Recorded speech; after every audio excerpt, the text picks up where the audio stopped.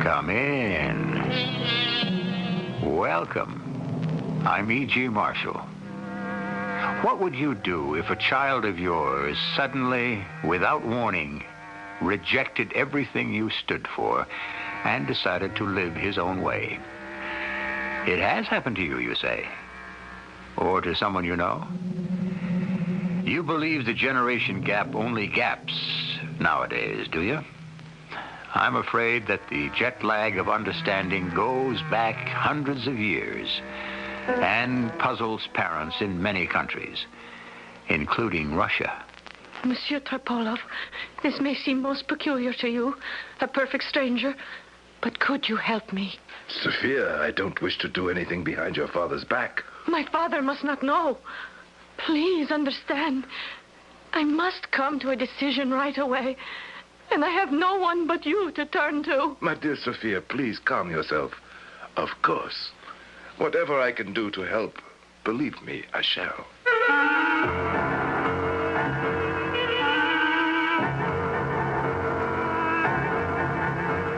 Our mystery drama, Sophia and the Pilgrim, was adapted from the Ivan Turgenev classic especially for the Mystery Theater by G. Frederick Lewis and stars Gordon Heath and Jada Rowland. I'll be back shortly with Act One.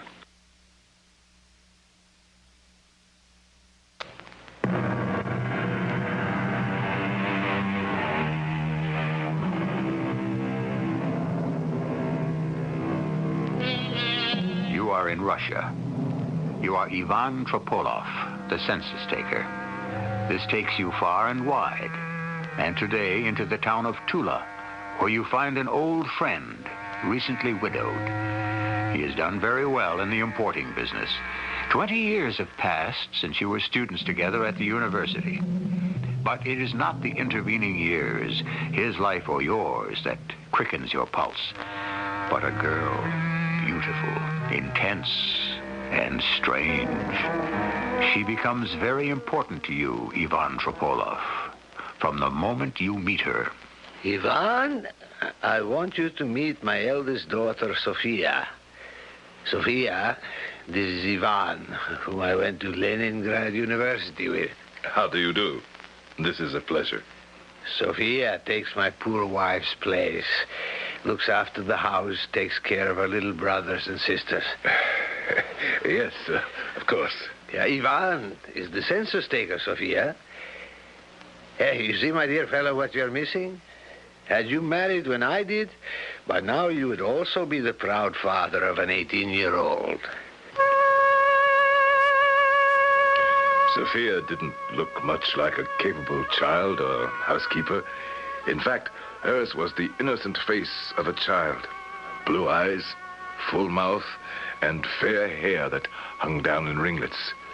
She had an intense, almost astonished look, as though she had just seen something unexpected. I could not quite make her out. How long will you be in Tula, Ivan? A few days. Hey, tell me, do you like census taking? Oh, it's a terrible bore. Every town I go to is much the same. That's why I'm so delighted to find you here, Boris. Yes, you were a hellraiser, Ivan. Oh, excuse me, my dear Sophia. I'd forgotten you were still in the room with us.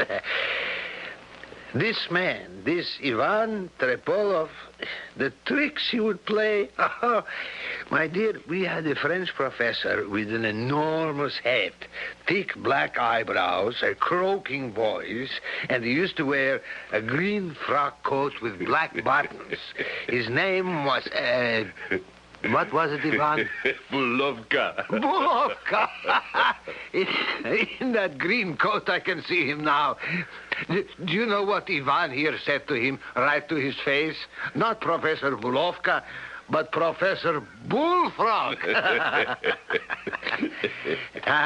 Funny, huh? The class was in an uproar.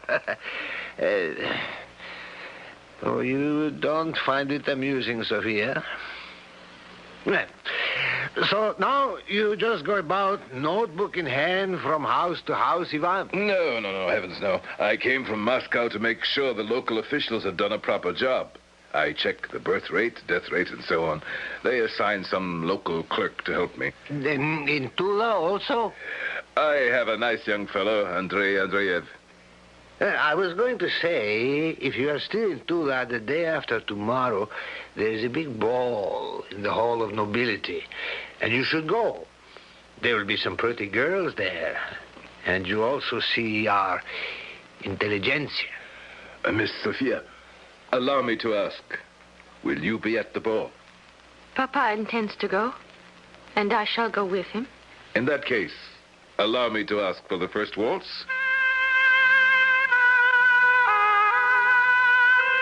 Sophia, the girl with the Mona Lisa look, acknowledged my request with a nod, but said nothing. Back at my hotel, I was joined for lunch by my assistant, Andrei Andreev. I was silent during the meal, my thoughts giving over to Sophia, and what an enigma she was.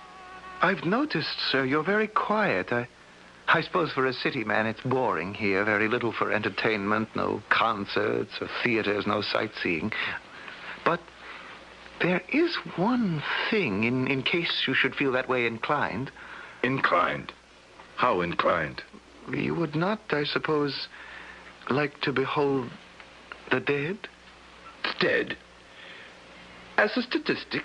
Sir, we have a man here, a simple man, cannot even read or write, but he does marvelous things.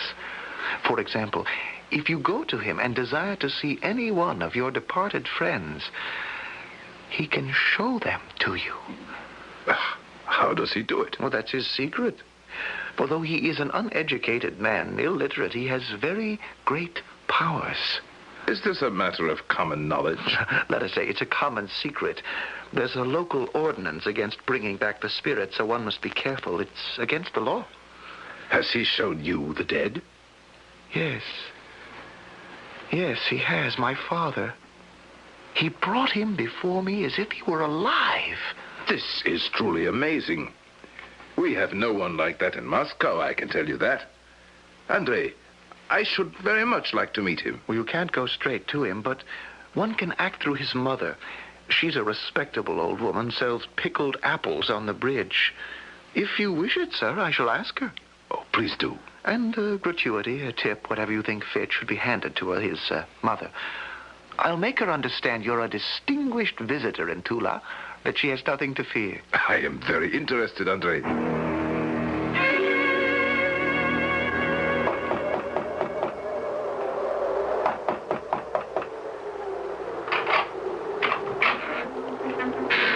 Madame Karpovna. Yes? I am Ivan Trepolov.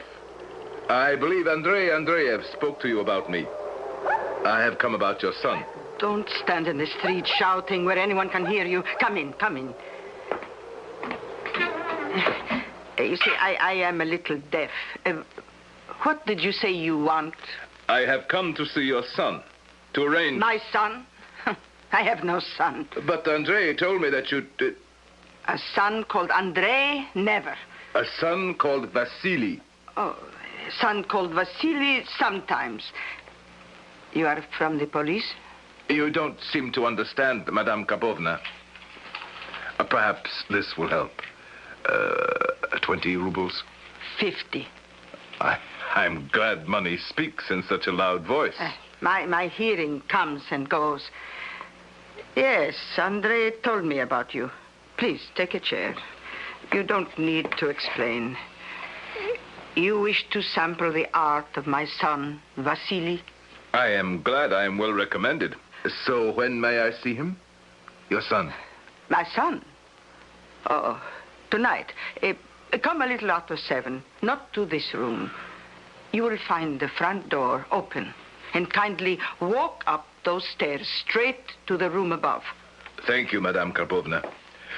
Now, if I may, I shall take my leave. And before you come here, sir, think hard and well of your deceased friend or relative you are desirous of seeing. Keep him in your mind until my son enters the room. Should I not tell your son who I wish to be called up? His name? Not a word. He will find out for himself. So, a little after 7, then? Oh, 7:30, if it is more convenient. And bring a few more rubles. Expenses are high. Another 10 rubles. Speak up. I am a little deaf. I said another 10 rubles. Another 20, that's right. 20 rubles. Don't forget. I took leave of the old woman and returned to my hotel. I was sure they were going to make a fool of me. I sat myself in the hotel dining room, ordered a bottle of Lafitte, and was enjoying it when who should I see walking in the door but my university friend, Boris. Ivan, may I join you? I have only a little time. The town council meets tonight. I generally stop here for a bite to eat when I'm in town. Certainly. What are you doing later this evening, old friend? Why do you ask? The council meeting won't take but an hour, and I thought you might join me at home for a nightcap. Oh, I'd like to, Boris, but as a matter of fact, I have already made arrangements to go somewhere. You know people in Tula? Well, have you heard of a man who can call forth the dead? Ivan, come now. You, a sophisticated man from Moscow? Only for amusement. I'm curious, that's all. My dear old friend, I advise you don't bother. No, I wouldn't waste my time. To tell you the truth, I thought I'd test the chap by trying to get him to materialize old Bulovka. Our old Bulovka? The bullfrog? Nah, he'll never bring old Bulovka back. If he does, well, I shall have to admit he's a sorcerer indeed. Ah, goodness, when you look at the hour, I shan't have time for dessert.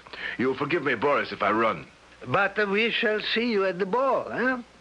Sofia, I can tell you, she would be very disappointed. Was I imagining it? Why was Boris so insistent I see him tonight, tomorrow? Frankly, can you blame me for thinking he appeared to be pushing his daughter at me? But why? I allowed myself half an hour to walk to Madame Karpovna's.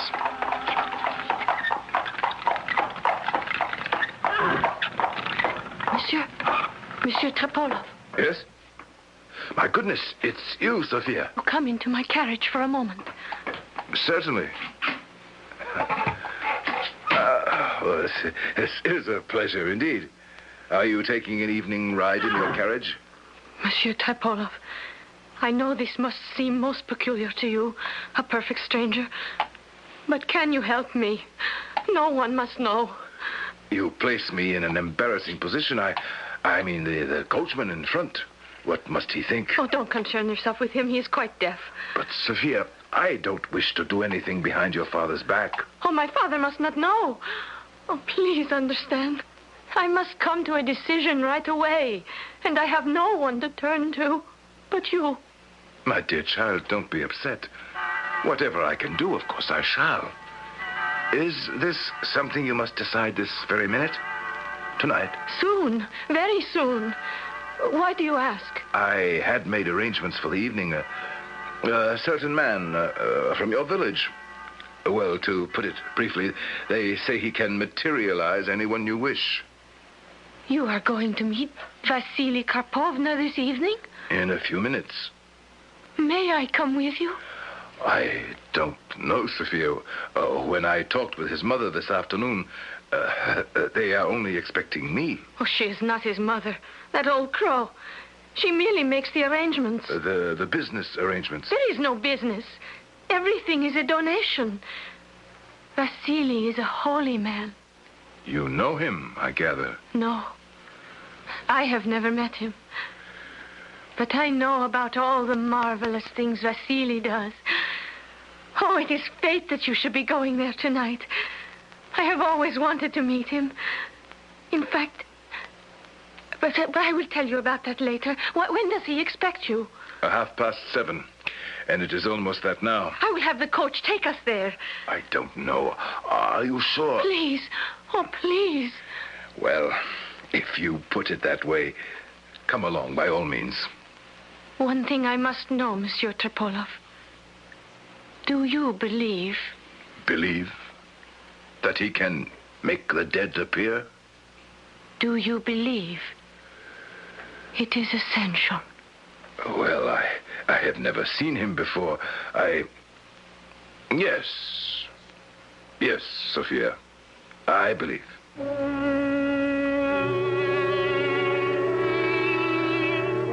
Here is a strange turn of events. Here you are, Ivan Trepolov, a government census taker who happens upon the town where an old friend, Boris, lives. Boris is a widower. His daughter, of 18, is beautiful, and yet is troubled. So much so that she seeks you out, Ivan, in the streets of Tula to ask your help. Let's hope we shall learn more when I return shortly with Act 2.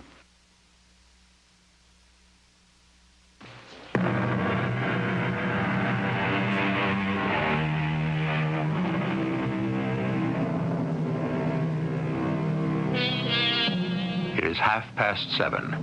Ivan Trepolov and 18-year-old Sofia have arrived in front of the ramshackle wooden house, its shutters barred, its front door open. The girl seems not frightened at all. Ivan, who had thought the evening a joke, is suddenly apprehensive.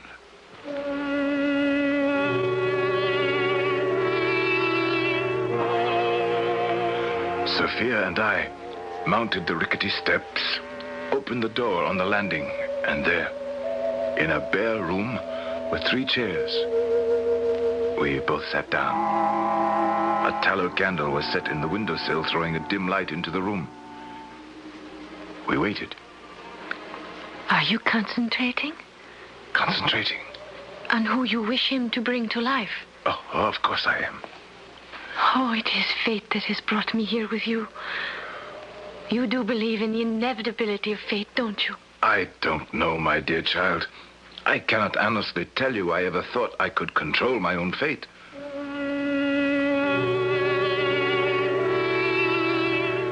How could I tell this young lady that, although I was a little nervous, frankly, the entire evening, which seemed to have such meaning for her, was only a lark to me. A light-hearted way to pass a dull evening in a small town. We waited for 10 minutes. 15. He's here. Look. Standing in the door. I didn't hear him. Gracious, he's staring at us. No, at me. I wish they were more lighter. That is quite a big beard he has, isn't it? Oh, he is beautiful. Beautiful. I'm getting a peculiar feeling. I find I can't look at him. I don't know, but I actually feel afraid. I'm not afraid at all. Monsieur, are you concentrating hard on who you wish brought from the dead? Yes, I am. Is he still there? He is standing very close in front of us. I know he is a holy man. I feel it. I think we should go. Go now. He hasn't begun. I don't like the whole atmosphere. You can't go now, please. It's all nonsense. Please, Monsieur Ivan. I can't get up. I can't get myself out of this chair. What is this? The candle's gone out. No, it's my eyes. They're closing. I can't keep them open. Sophia, are you still here? My eyes are closed also. He has put his hand on my head. Oh. No! It's not possible. Bulkova! Bulkova has come into the room. He is here. It's him. His black eyebrows, that nose. You see him? The green coat with the black buttons. Go away! Unbelievable. But it was true. This Vasili had been able to make me see the very man I thought impossible to materialize. I was quite shaken. Sophia took me by the hand and led me to her carriage. Neither of us spoke a word. She was kind enough to drop me off at my hotel, and I went to the desk to ask for my key. Mr. Trepolov? Oh, it's you, Andrei. Why are you here so late? Oh, pure curiosity. Sir, you saw him? You waited until this hour to hear about my adventure? I admit it. Oh, there's not much to tell. Andrei! That man! No, Tenore. The one who has just come in the hotel door. Do you know him? Oh, yes, he was here earlier. I heard him asking for you at the desk. Andrei, I don't wish to talk to him. I shall go up to my room. It was Boris, Sophia's father. I managed to get into the lift and into my room without being observed. The day of the ball at the Hall of Nobility, Boris sent a message reminding me of the engagement I had made with his daughter. At 10 o'clock that evening, I was standing by her side in the middle of the ballroom, waiting for the orchestra to strike up the first waltz. Shall we dance, Sophia? Did you tell him? Tell who what? I know my father wants to know about the other evening. As a matter of fact, I haven't seen your father since. You don't wish me to? No. Please. Would you allow me to say, Sophia, you are very becoming in your white gown. Thank you, Monsieur Ivan. And that turquoise cross you are wearing. Lovely. A gift from a girlfriend. Oh, is she here tonight? No. She is one of them. Oh? She has gone away. She gave it to me as a parting gift. What? What did you think of the other night? Oh, I haven't stopped thinking about it. Oh, if you only knew. That saintly man is everything everyone has said. Did you see what he made me see? Oh, no, but I could tell. The vision was in your eyes. There could be other explanations, scientific. For you, perhaps. You dance very well, Sophia. Did you learn that in France?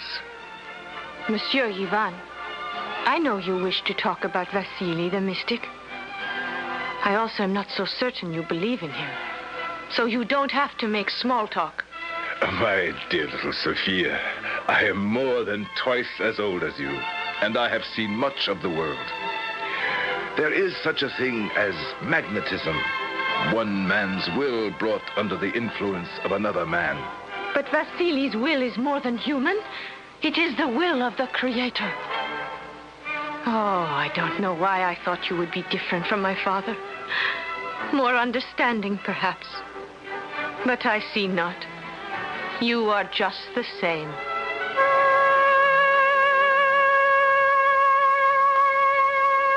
I did not dance again with Sophia.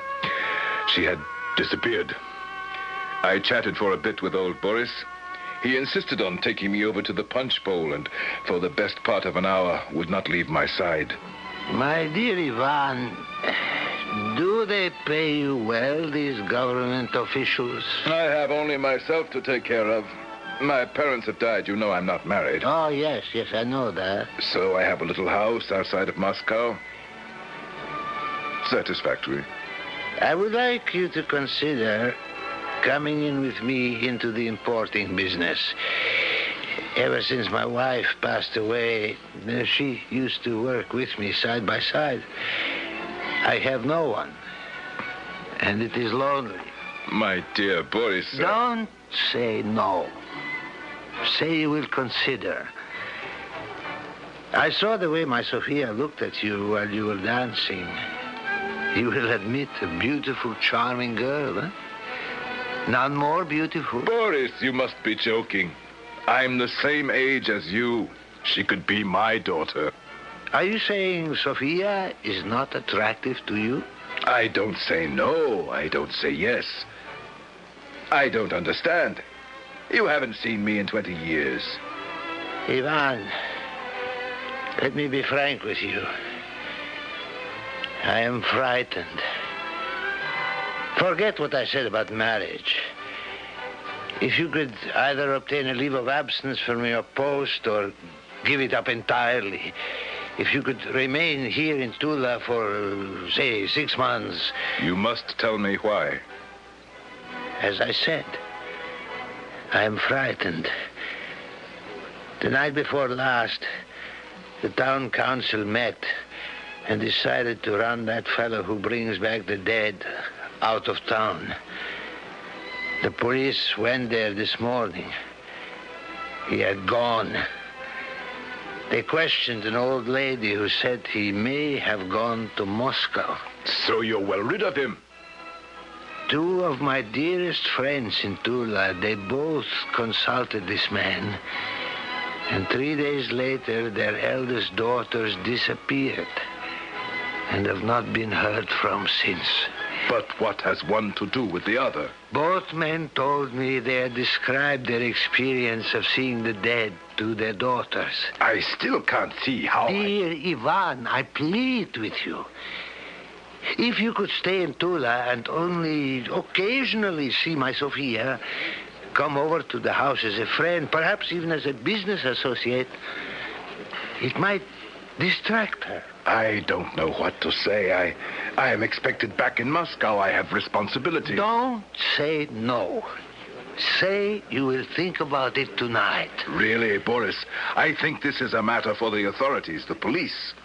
If it is true this Vasili is influencing young ladies to run away, I don't see what can be done. How can I sit back and do nothing when I fear this danger to my Sofia?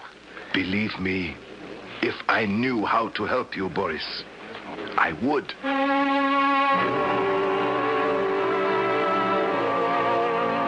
I was being torn in two. On the one hand, if this extraordinary Vasili was the cause of these girls leaving home, or if nothing else, making them realize how dull life in this town was, what could stop their escape? I did not wish to become enmeshed in their problem. What good could I do? I decided to leave for Moscow by the earliest morning train and had Andrei Andreev accompany me to the station. I had no idea your census work was done. It isn't, Andrei. They shall have to complete the report without me. I don't understand. Were you recalled to Moscow? No, I must leave. It's a personal matter. I don't wish to pry, but I will be asked what happened. They will send somebody else from Moscow if it's necessary. I think we had better hurry and get my bags onto the platform. That's my train, isn't it? I will help you. Andrei, thank you again for all your assistance. I can manage the bags, thank you. All aboard! All aboard! Goodbye, Ivan. That girl getting onto the train. Sophia! Sophia! Into the last car. All aboard! Get on, Ivan, get on. The train is moving.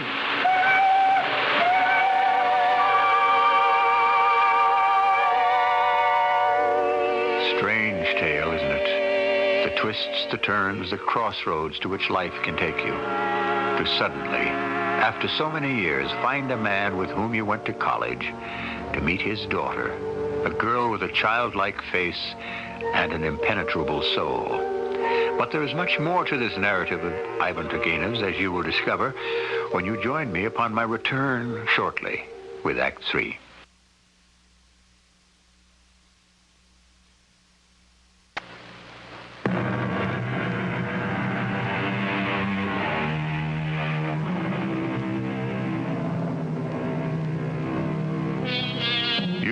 Ivan Trepolov suspect that the beautiful daughter of your school friend is running away. She is on this very train that is taking you back to Moscow. Although you are reluctant to become involved in other people's problems, if Sofia is on this train, you must find her and dissuade her from anything foolish. I remembered our last dance and the words she had said to me. I am disappointed in you, she had said. I thought you would be more understanding than my father. But you are not. You are just the same. I walked along the train corridors, through coach after coach, looking into each compartment, into each seat to find her. When I did, I would prove to Sophia I could be understanding. Sophia. Hello? I see there is a place beside you. Will you allow me to sit down? By all means. Sophia, I shall come right to the point. Can you be truthful with me? I am not sure I can trust you with the truth. You think me untrustworthy because I could not believe in miracles? You could, you know. Where I am going, I shall be born again. So you are running away? Not running from Monsieur Ivan, but running to. Tickets, please. Tickets. Oh, I didn't have time to purchase a ticket at the station. Where are you going? She's going to Moscow with me. Here is my ticket. How much for her fare? 5 rubles. Single fare to Moscow, monsieur. Here you are. Oh, thank you, monsieur. Tickets, please. All tickets, please. Why did you do that? Perhaps to save you a little money. Perhaps to show you I can be trusted. Why are you going to Moscow? Because you bought me a ticket. Sophia. To find a teacher. A leader. A spiritual leader. You are giving up your father, your brothers and sisters for a spiritual life? Oh, Sophia.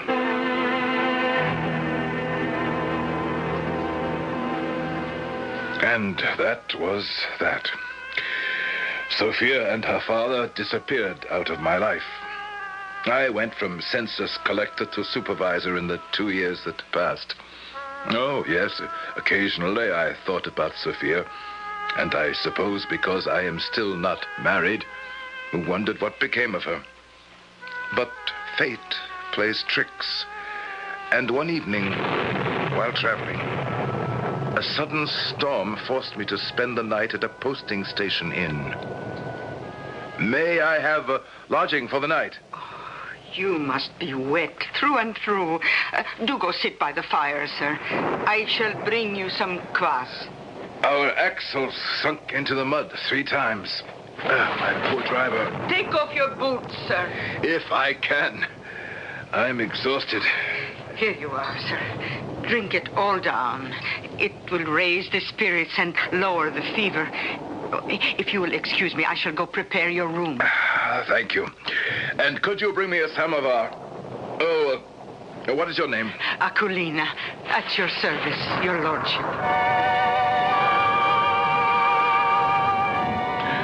I was given a room with a broken-down sofa, a sloping floor, and torn paper on the walls, but at least I was indoors and drying out. I sat, looking out the window at the rain, thinking to myself, would it not be better to have some government job that kept me in one place? And I must have dozed off because I awoke with a start. Akulina, Akulina, the blessings of God to you and all within your house. Where is your husband? Oh, dear me, Holy Pilgrim. Stepanovich is visiting his ailing sister. God be with him, and God bless you and this day. Oh, sit. Holy Pilgrim, here by the fire. Akulina, where are you going? I have to bring a samovar to a guest. I shall be back, Holy Pilgrim. Your lordship, I have brought you your tea. Thank you. Put the samovar here by the window. Clothed in rags and blessed, merciful God, merciful God. Who is that? That, Your Honor, is a blessed holy man. We know him as the Holy Pilgrim. I pray for our suffering, the blessings of God. I must go, sir. I do not wish to miss one word of his blessed presence. The pilgrim was sitting with his back to me. In front of him knelt a frail-looking woman whose face I could not see. She was trying to pull the boots from the madman. Akulina, have you any oil? The pilgrim has a wound on his foot. Oh, a Magdalene. A Magdalene. I will fetch you some oil. My dear little follower, what care I for wounds on the foot? I am to walk the highways and byways and preach denial, so I must deny myself also the comforts. But, Holy Pilgrim... Here is some oil I have spooned from a lamp. Ah, my sweet child, my dear daughter, I am so tired. Thank you, Akolina, for the oil. Oh, for that saintly man. Anything. Do you have some hay, Akolina? Vasili likes to sleep on hay. Oh, to be sure there is. Come this way.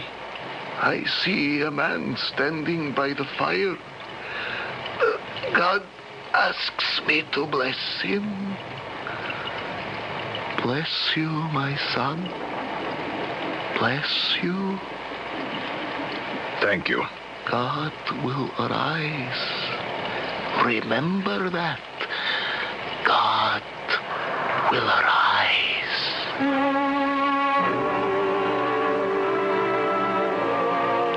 The pilgrim was Vasili, who for 70 rubles had once shown me my dead French professor.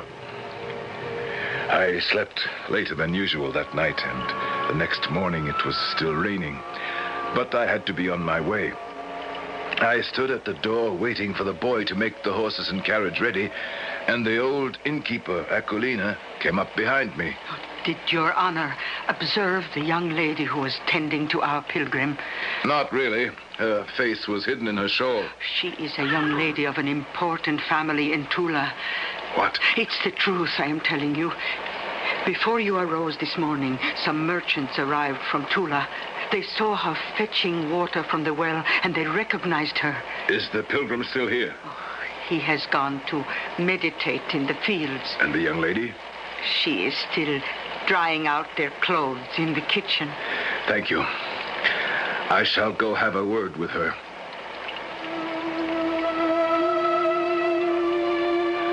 Sophia. Who are you? That is not my name. It was your name. Sophia. Do you not remember me? Ivan Trepolov. My name is... Don't cry. If you don't wish me to call you Sophia, I shall not. Oh, my dear girl. 2 years. 2 years. No. I have found the light. And that is all that matters. I say to myself, it can't be you. In such a dress. In such company. Whoever you are. You know who I am. Part of my childhood, perhaps. But why? Why? Do not leave your garden unweeded. Do not step over a sick dog in the road, unmindful. Do what your heart tells you you must. You are thinner. Your skin is burned. Do not talk of exteriors. You cannot see the happiness in my soul. The child in you, where is she now? There is hardness there. No good will come of your talking this way. Vasili will return from the fields, and I shall go with him. I shall plead with him to let you go. I do not want to leave him. He is the reason for my existence. The rain is cleansing. Ah, good little follower, you are drying our clothes. God have mercy on all of us. I shall sit here and remember the sun and the moon and the stars. No, Vasili, do not sit. There is danger here. We must go. Danger? We must go now. There are others who await your good words. So be it, my good girl. We shall go. Help me fasten my cloak. Yes, please hurry. Oh, you are leaving so soon? But the rain is coming down harder. Oh, Your Holiness, I beg you to wait. Come along, Vasili. We must hurry. Yes. The blessings of God upon this house. Sophia! Why did they leave so hurriedly like that?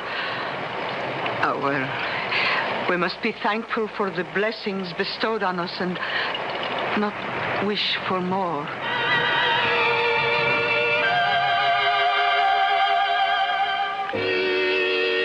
My dear Ivan, what you tell me, I don't know what to say.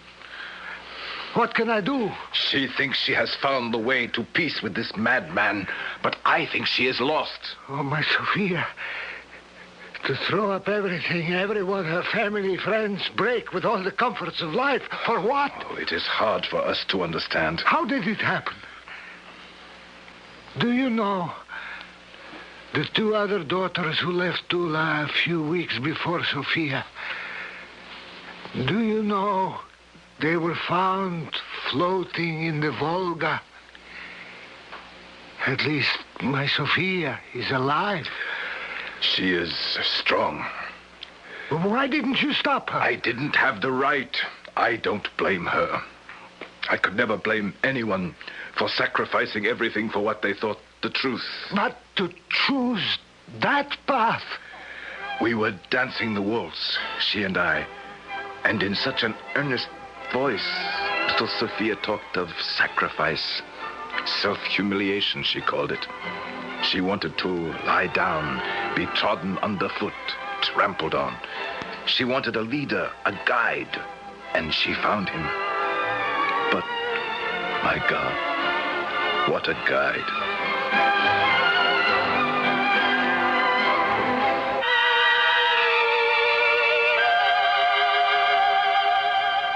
Months later, I heard her father had found her and brought her home. But like a wild bird in captivity, she sang no more, spoke not a word, and died. I console myself sometimes in the thought that dear, impetuous, strong-willed Sophia, in her own way, lived an entire lifetime.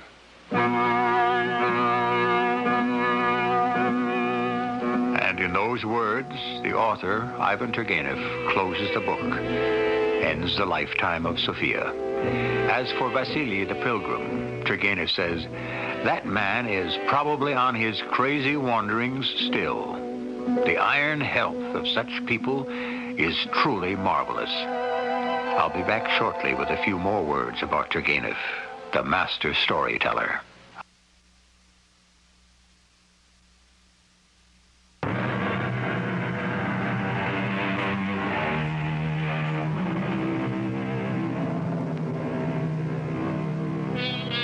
Where did you ever get the idea that the young and what they wish to do with their lives is a problem unique to today? Ivan Turgenev wrote about Sophia and the Pilgrim in 1881, almost 100 years ago. So powerful were his stories that some of them even influenced the Tsar to liberate the serfs. But for all the mystery and magic, Ivan Turgenev always wrote of hope. Our cast included Gordon Heath, Jada Rowland, Robert Dryden, Bryna Rayburn, and Russell Horton. The entire production was under the direction of Hyman Brown. This is E.G. Marshall inviting you to return to our Mystery Theater for another adventure in the macabre.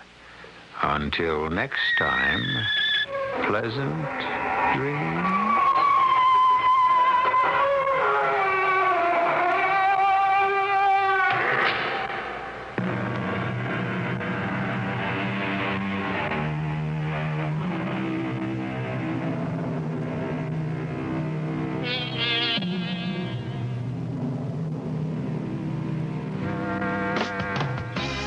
There